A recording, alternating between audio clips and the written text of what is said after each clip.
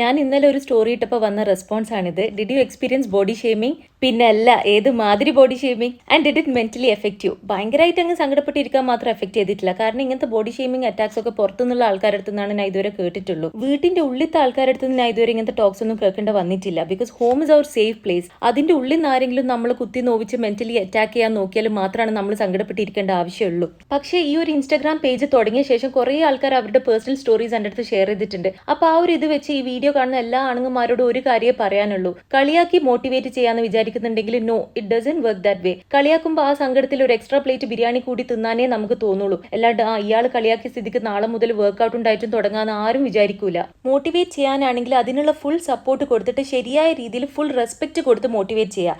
അല്ലാണ്ട് കളിയാക്കി കുറ്റപ്പെടുത്തി മനസ്സ് വിഷമിപ്പിച്ച് തടി കുറപ്പിക്കാന്നൊന്നും ഇവിടെ ആരും വിചാരിക്കണ്ട. Body shaming is A very depressive and sensitive topic. ഇതിനെപ്പറ്റി എനിക്ക് ഇത്രയാ പറയാനുള്ളൂ. അപ്പൊ ഇന്നത്തേക്ക് ഇത്ര തന്നെ. ഇനി നാളെ കാണാം. Bye bye.